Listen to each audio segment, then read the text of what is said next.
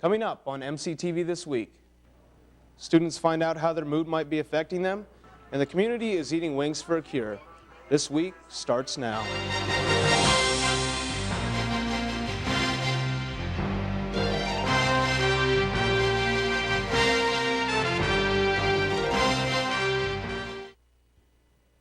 Welcome to MCTV This Week. For Tori Philbin, I'm Cameron Line.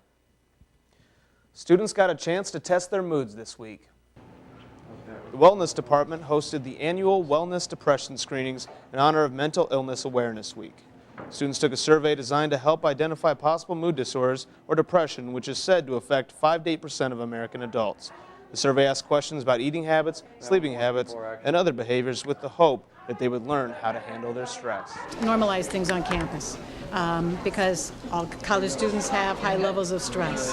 Beyond that, it is if there's somebody with significant difficulty who's too afraid to call for an appointment, it may make it easier and we catch it. So.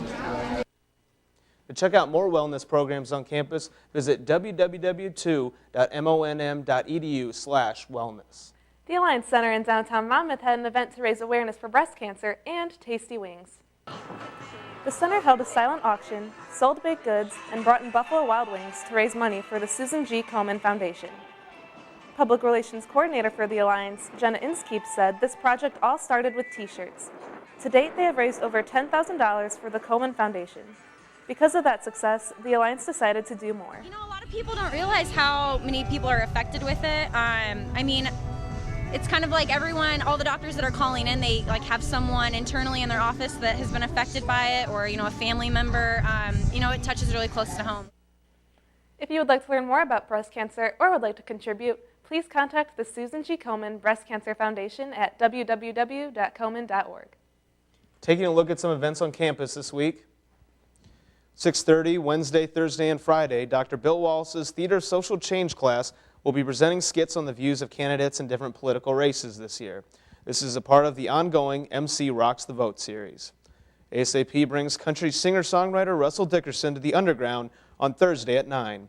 And Sunday at 2 p.m., the Crock Walk, Monmouth's version of what's been called the granddaddy of all charity walks. Funds raised go to the Church World Service to fight hunger all over the world.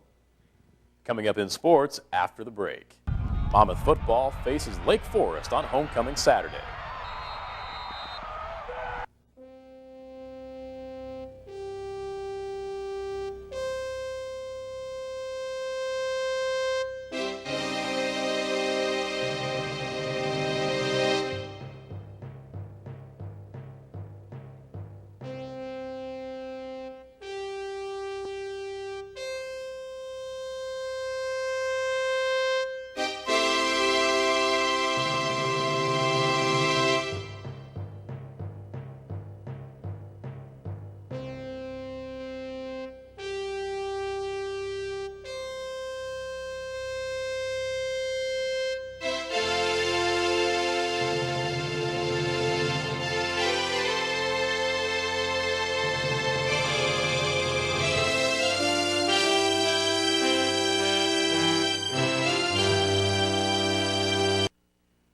After a disappointing 21-7 loss to Grinnell, Monmouth football hoped a little home cooking could cure their offensive woes. 10-7 at the half, neither team found the scoreboard until this Brick Wedekin quarterback keeper giving the Scots a 10-point advantage. However, the Foresters would soon take back the lead 21-17. With 5 minutes to go, Wedekin takes matters into his own hands, busting free for this 22-yard touchdown scamper to put Monmouth on top 24-21. It looked like the Scots would once again pull out another homecoming victory. However, Lake Forest would play spoiler on this day. With 2.5 minutes to go, freshman Joey Valdivia takes it to the house for 43 of his game-high 136 yards, giving Lake Forest a 28-24 edge.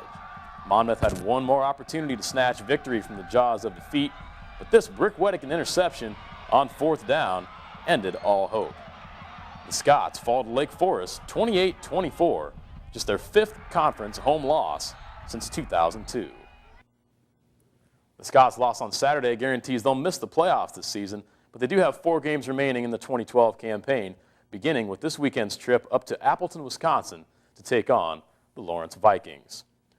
Monmouth JV volleyball took to the court on October 4th facing Carl Sandburg. The Scots were looking for their first win of the year against Carl Sandburg. However, the first game was all Chargers. Sandburg jumped out to a comfortable 11-3 advantage off Monmouth miscommunication and sloppy play. The Chargers took the first game 25-15. In Game 2, the Scots found a groove, trading points with CSC. Tied at 10, Sandburg went on a 7-0 run, but the Scots rallied back within a point, 23-22. The second game needed extra points, but the Chargers' front line was too much for Monmouth as the Chargers win Game 2, 28-26. After leading most of Game 3, Charger miscues allowed MC to pull within 4. Despite the effort, the Fighting Scots couldn't pull out a victory in Game 3, losing 25-21. Despite the sweep, Coach Lauren Crowley looks forward to next season. I would definitely say to bring back that team chemistry that we had, which was really apparent at the end of our season.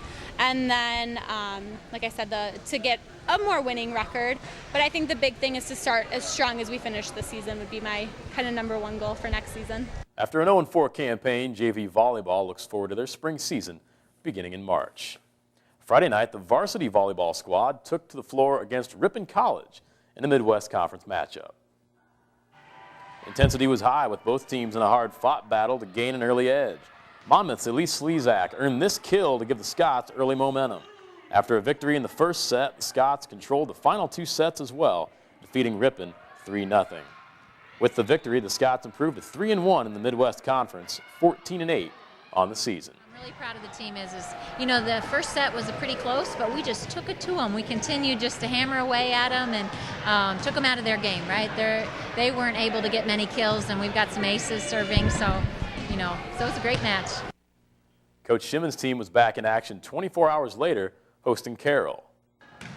Until it was a tight battle between both squads early on until a block by MC's Molly Murdoch gave the Scots a first set victory, 25-22. The Scots overcame an 8-point deficit in the second set to win 28-26. The third set was another close match, but thanks to a corner blast from Chelsea Woodhup, the Scots took the final set 25-23, sweeping the Pioneers. We came in and executed the game plan that we wanted to execute, and I thought we did well, very well.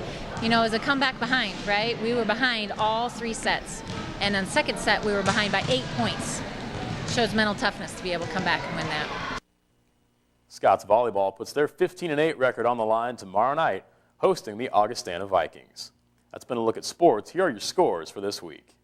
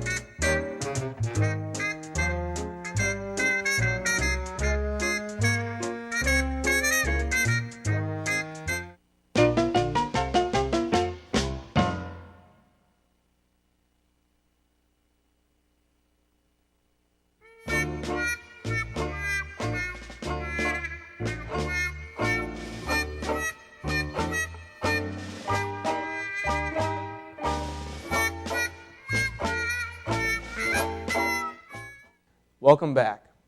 Last night, Monmouth College students and faculty gathered for a night of humor and poetry to celebrate the National Week of Writing. Jurassic Park. Your thoughts are bigger than my head. Footnote. I like the way you say things. So articulate and brainiac-y. Your science knowledge just makes me feel like my underwear is ticklish. And I think I will maybe pee accidentally in this drive-in double feature. Poet Shani Jean Maney read excerpts from her book, I Love Science. Many of her poems describe the intersections of art and science through humor. This event encouraged students to start writing outside of class. My advice for people who are trying to get into writing is to do it, to write, is to just write whatever they want. Write about a lamp, write about a couch, write about the postman, write about whatever it is that you're seeing all the time.